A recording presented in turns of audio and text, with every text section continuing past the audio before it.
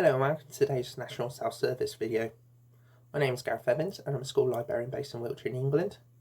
I'm also a committee member for the Silly Youth Libraries group for the southwest of England, and I'm also a Twitter book reviewer who I've just launched my own Twitter page called YA Tweet Book Reviews, where I'll be writing young adult book reviews on books I've read in a Twitter format. Today's book I'm going to discuss with you is one of my favourite books when I was a teenager at school, which is The Curious Incident of the Dog in the Night Time. The book has won numerous children and adult book awards and also has been adapted into a fantastic West End play. The book also is based in my hometown of Swindon as well, which is fantastic.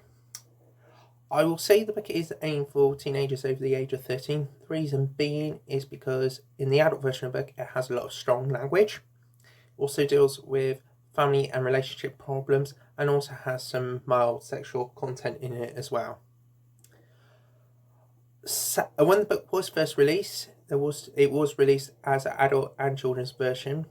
Sadly, the children's version of the book is no longer available, but you can still listen to the children's version adapted into audiobook, and in the audiobook it cuts out all the bad language.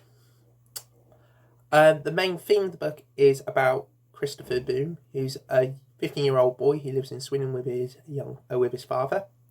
Sadly, his mother dies when he was younger, 2 years earlier, due to a heart attack. Christopher has Asperger's syndrome. Asperger's syndrome is someone who sees, hears, feels and touches the world in a different way to normal people. Also, a lot of Asperger's people are also very bright people as well, like Christopher in the book, who enjoys maths.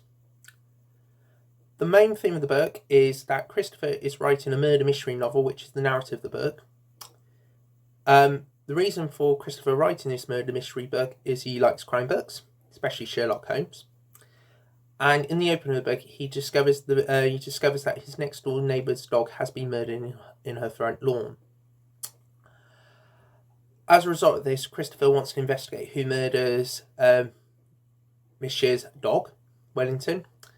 And whilst he's investigating, he talks to a lot of his neighbours in where he lives. Now, Christopher is a very shy person due to his Asperger's. And his father's not very happy with him discovering and talking to neighbours to find out who kills Wellington. After his father tells him off, he goes down and speaks to one of his neighbours. And his neighbour tells him about a secret about his past, which he is unsure about. As a result of this, one night when his father is called out for a gas maintenance job, because in the book he's a gas maintenance person, he discovers some letters in his father's wardrobe. And these letters discover the truth behind something from his past.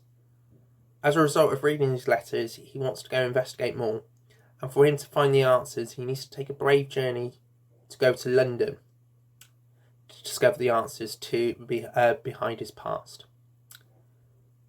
Also in the book, Christopher discusses about his Asperger's syndrome throughout the book, and you get to know what it's like to be a person with Asperger's.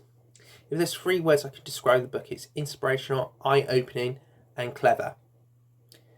Also, another book I would also recommend if you like this book, but also I would say appeals to younger audience as well, is Can You See Me by Rebecca Westcott and Libby Scott.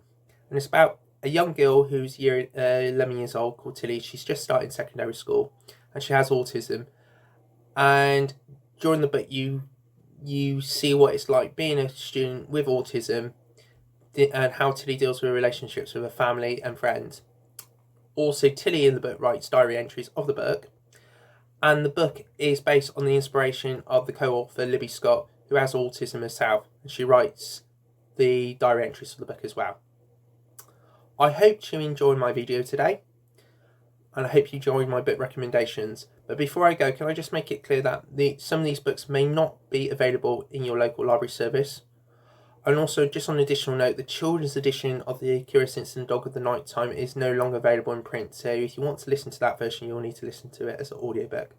I hope you enjoyed listening to my video, and it's been a pleasure doing this video. So thank you and goodbye.